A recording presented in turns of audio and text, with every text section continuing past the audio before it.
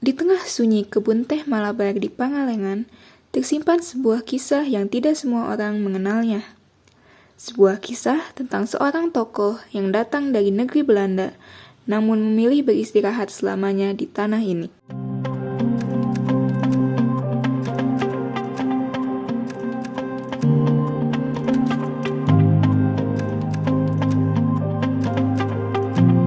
Inilah makam Karel Albert Rudolf Boska.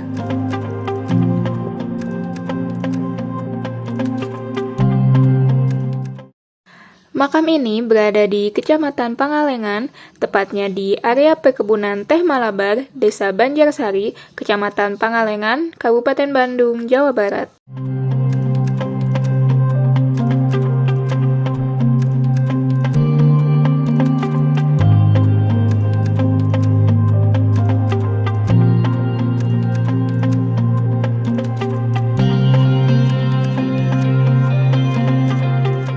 Dalam perjalanan menuju makam Boska, disuguhi berbagai macam pemandangan alam. Dari titik awal perjalanan kami, jarak menuju makam Boska sekitar 41 km.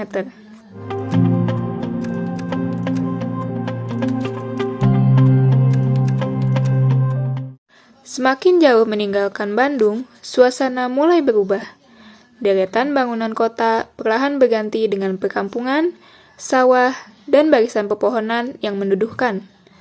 Jalanan mulai menanjak, berkelok, dan udara terasa semakin sejuk. Memasuki daerah Pangalengan, panorama khas dataran tinggi langsung menyambut. Perkebunan teh terhampar luas di kiri dan kanan jalan, seperti karpet hijau yang membentang sampai ke kaki-kaki bukit.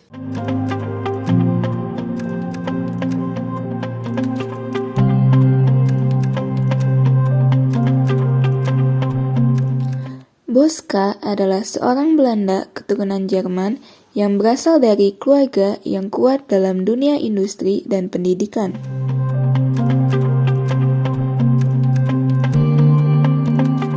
Saat menapakkan kaki di Hindia Belanda, ia menjadikan Malabar sebagai rumah keduanya.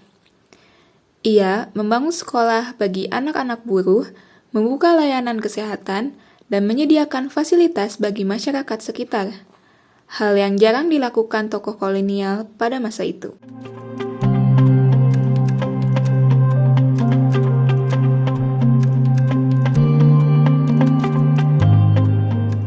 Tapi, kontribusinya tak berhenti sampai di situ. Boska juga berperan penting dalam mewujudkan observatorium astronomi yang kini menjadi pusat riset terbesar di Asia Tenggara. Ia bukan hanya pengusaha perkebunan, tapi ia adalah pemikir yang percaya pada pentingnya pendidikan dan ilmu pengetahuan.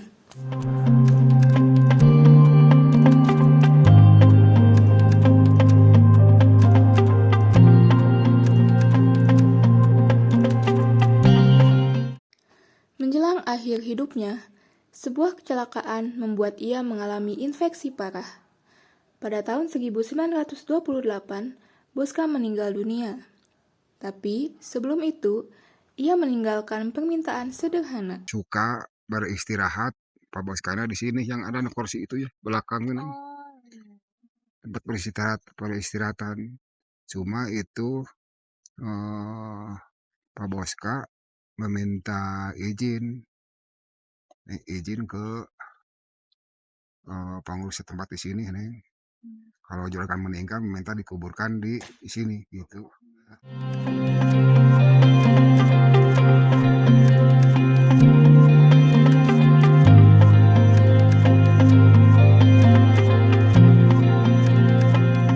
Makam Boska memiliki arsitektur yang unik, berbentuk lingkaran dengan pilar-pilar marmer dan atap bundar menyerupai topi yang sering ia kenakan. Tanpa dinding, makam ini dibiarkan terbuka, seolah sengaja dirancang agar tetap menyatu dengan alam yang ia cintai.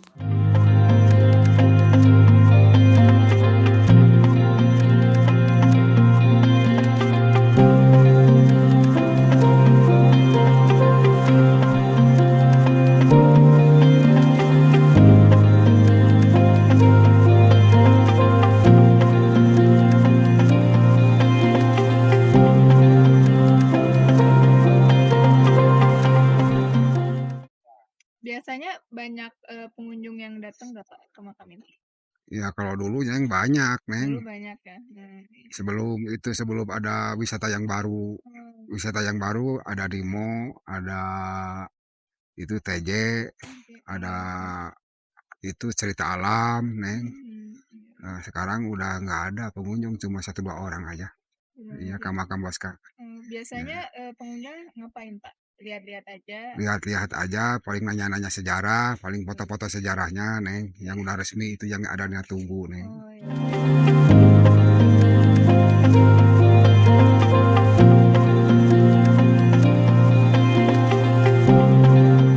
Kalau boleh tahu, Bapak jaga makam ini sukarela atau dari pihak lembaga apa atau dari Sukarela, Neng. sukarela ya Ya, Pak? sukarela, Neng. Oh iya, Nggak ada itu, Neng, nggak ada buruh upah ya. nggak ada Iya, berubah di ya. tahun 84. Mm-mm.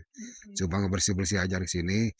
Kalau kasihan yang pengunjung-pengunjung udah pulang, ngasih aja uang ke Abah. Gitu. Oh iya, Iya. iya.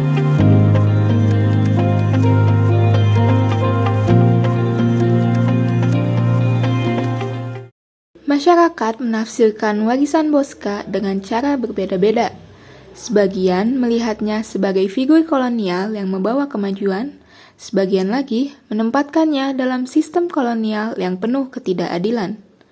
Namun, perbedaan pandangan itu justru membuat makam ini penting, yaitu menjadi pintu untuk memahami identitas sejarah Pangalengan.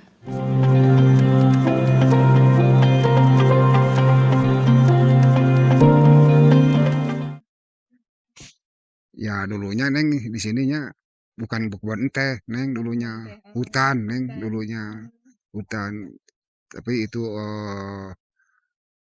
yang di sini sebelum ada perkebunan namanya Pengalengan di sini, Neng. Ya nggak ada karyawan dulunya, nggak ada perumahan-perumahan, nggak ada, Neng. Cuma ada orang Belanda di sini, Neng. Yang ada itu rekan-rekannya Pak Boska itu ya. Dulunya Pak Boska minta izin ke Lurah Marjukin yang ada di Pengalengan, Neng.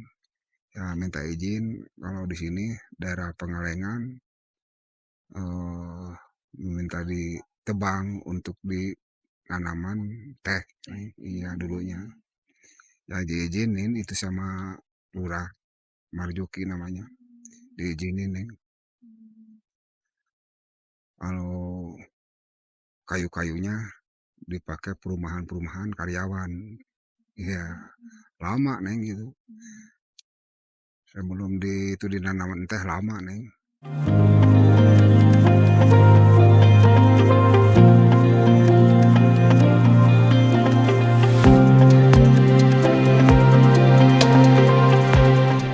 Makam Bosca bukan hanya monumen di tengah perkebunan.